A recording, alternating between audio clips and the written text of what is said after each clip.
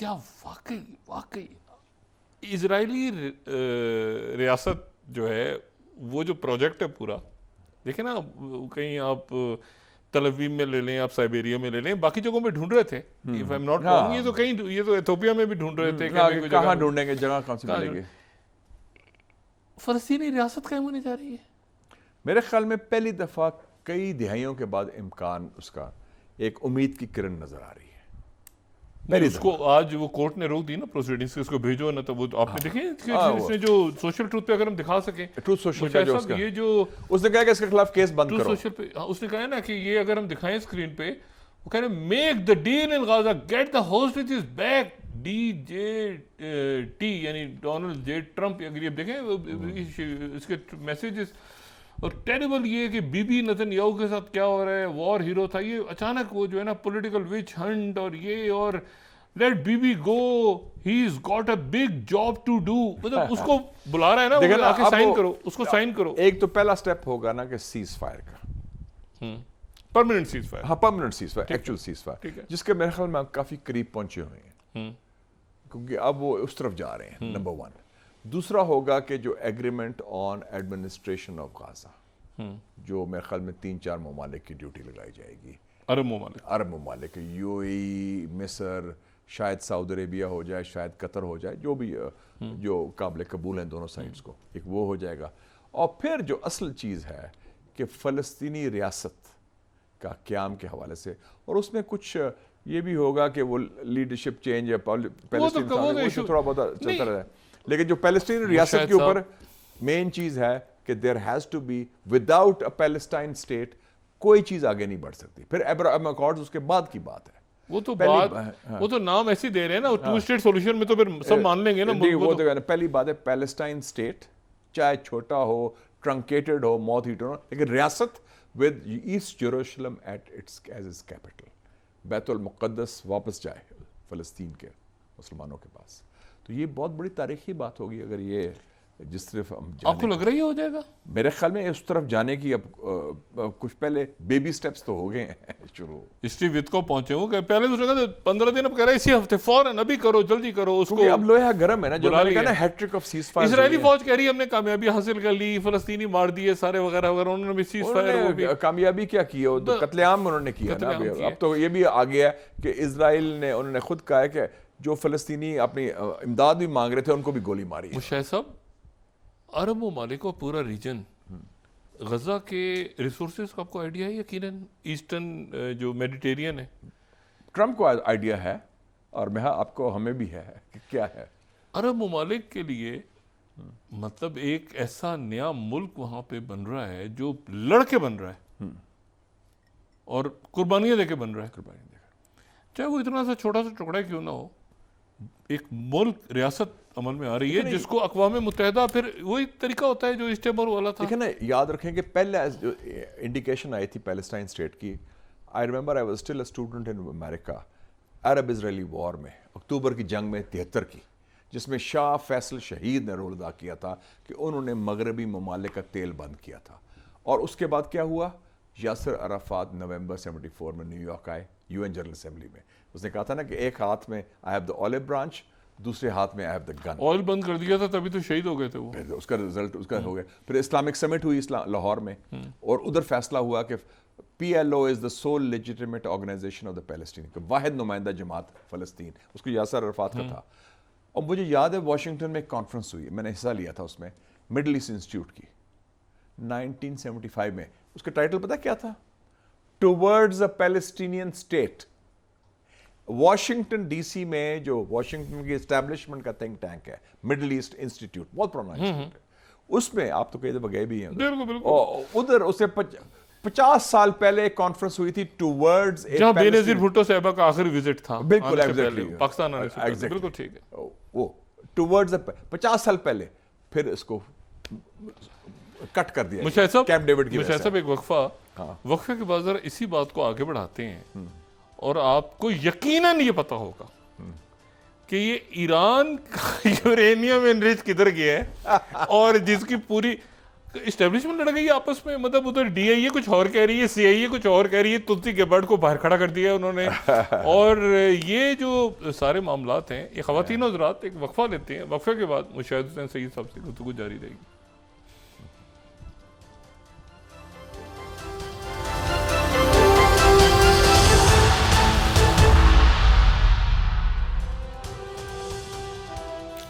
Welcome back خواتین حضرات. مشاہد صاحب, پہلے تو یہ بتائیں کہ میں ایران کے اوپر بھی آتا ہوں کچھ دیر میں, کہ 12 روزہ جنگ ختم ہو گئی, ابھی چلے گی آگے, یورینیم کدھر گیا, وہ گروسی ایک دن کچھ اور کہتے ہیں, اگلے دن کچھ اور کہتے ہیں ان کے.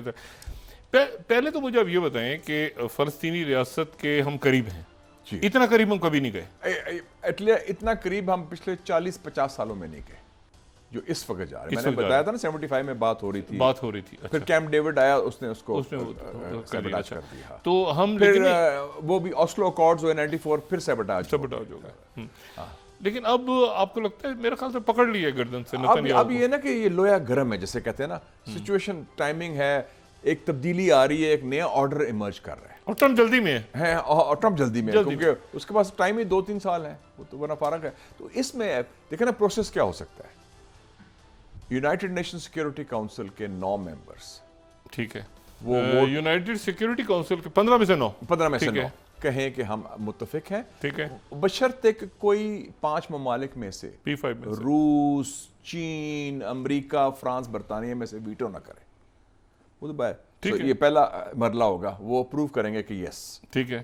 دوسرا ہے کہ جو 193 ممبرز ہیں یو این جنرل اسمبلی کے, ٹھیک ہے, اس میں سے 2/3 میجورٹی کہتی ہے کہ ہم اگری کرتے ہیں, جیسے ساؤتھ سوڈان بنا تھا, جیسے ایسٹ تیمور بنا تھا, ٹھیک ہے نا. اور دین یو ہیو مشاہد صاحب, مجھے ابھی تک سمجھ نہیں آ رہا کہ موساد کا کیا ہوگا. نئی پولیس, نیا فلسطینی پاسپورٹ, نئی حکومت, اور ہم اب جا کے انشاءاللہ نماز پڑھیں گے بیت المقدس میں, قبلہ اول میں. اس سے بڑا کیا ہو سکتا ہے. مجھے اب یہ خواہش تھی شاہ فیصل شہید کی کہ میں چاہتا ہوں کہ مرنے سے پہلے میں ادھر بیت المقدس میں جا کے نماز پڑھوں قبلہ اول میں. وہ خواہش 67 کے بارڈرز کا مطلب گولان بھی جائے گا نا. گولان کو نہیں چھوڑیں گے اسرائیلی, گولان کو نہیں چھوڑیں گے, گولان کو نہیں چھوڑیں گے. نہیں, وہ جو بات ہو رہی ہے limited part of West Bank, تو اس میں پھر گولان, گولان تو ہائٹ سے آر لنک ود سیریا نا, سیریا, تو اس کو سیرین حکومت کو وہ کچھ اور چیز دے دیں گے. اچھا, لیکن ڈاکٹر صاحب میں یہ بھی کہنا چاہتا ہوں کہ جب بات ہو رہی ہے فلسطین کی, نہیں تو گولان میں کس طرح رہیں گے. یعنی وہ دیکھیں نا, اسرائیل تو پھر ادھر ہے نا, وہ کریں گے ڈی ملٹرائز کر دیتے ہیں نا گولان کو. اچھا, گولان کو اس طرح کا فارملائز کر لیں گے, فارملائز کر دیں گے. نہیں تو گولان سے خطرہ کس کو ہے؟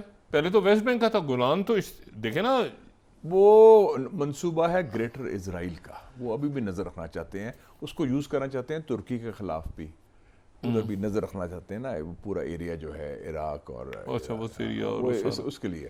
تو اس کو ڈی ملٹرائز نہیں, تو اس کا مطلب یہ کہ وہاں کوئی انٹرنیشنل فورسز ٹائپ, کوئی انٹرنیشنل فورس جیسے ساؤتھ لیبنن میں آ گئی ایگزیکٹلی کچھ دیر کے لیے آئی تھی.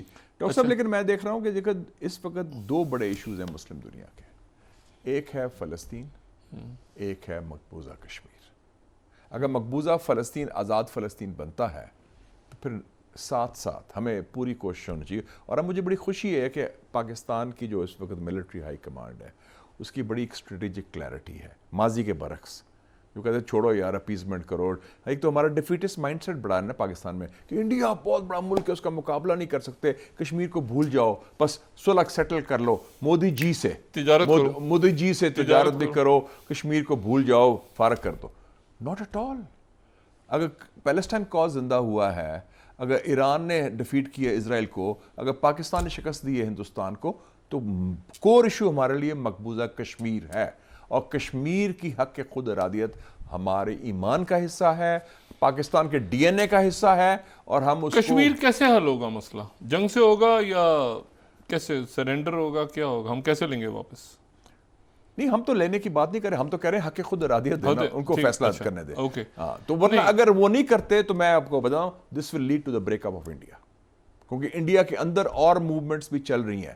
اگر وہ اس کا زبردستی نیچر کے خلاف قبضہ کرتا ہے وہ, تو پھر خالستان تحریک بھی ہے, ناگالینڈ بھی ہے, میزورام بھی ہے, میگھالیہ بھی ہے, تریپورا بھی ہے, اور مشاہ صاحب ایک بات مجھے بتائیں, اور ماؤسٹ موومنٹ اپنی جگہ چل یہ رہی ہم ہے. غزہ کا تو ہمیں فلسطینیوں کو تو نظر آتا ہے کہ جو ان کے ساتھ ظلم ہوا رہا ہے, اور پوری دنیا میں ہم نے دیکھا, اور ابھی میں ایران پہ بھی آتا ہوں, وہاں پر موساد جس طرح گھسی ہوئی تھی بیچ میں اور پکڑ پکڑ کے ان کے لوگوں, یہ بالکل یہی پروجیکٹ, یہی طریقہ کار کشمیریوں پہ آزمایا جا رہا تھا. مطلب یہ میں سوچ کے لرزتا ہوں. آپ یہ دیکھیں نا کہ دونوں جو مودی اور نیتن یہ فرسٹ کزنس ہیں آئیڈیالوجی, زائنزم اور ہندوتوا, بالکل, اور وہ جو گریٹر اسرائیل, وہ اکھنڈ بھارت کی بات کرتے ہیں, یہ ایرٹس اسرائیل, یہ دیش میں ایرٹس کہتے ہیں گریٹر اسرائیل, جوڈیا سمیریا وغیرہ جو نام لیتے ہیں. اور وہی تھا, کیا تھا کہ ڈی پاپولیٹ کرو, ڈیموگرافک بیلنس چینج کرو. وہ سیٹلرز کے ذریعے, یہ پراچرک جو آ رہے ہیں ہندوتوا کے لوگ, اور بلکہ وہ پہلگام میں بھی وہی لوگ ادھر سیٹل کیے تھے, کوئی 70-80 ہزار انہوں نے باہر سے لے کے آئے, اس کا ریئیکشن بھی ہو رہا ہے. تو آپ یہ دیکھیں کہ یہ ایگزیکٹلی وہی منصوبہ ہے, اور اس کو کنٹرول کرو ایز اے کالونی اور مارو. دیکھیں پیلٹ گنز استعمال کیے بچوں کے خلاف, بچیوں کے خلاف, ظلم کی انتہا تو ادھر ہوئی ہے. صرف یہ کہ ہندوستان نے اس کو کامیابی سے کنٹرول کیا ہوا ہے, انٹرنیشنل میڈیا کو بالکل اس کو بند کر دیا ہے. It is the world's biggest concentration camp.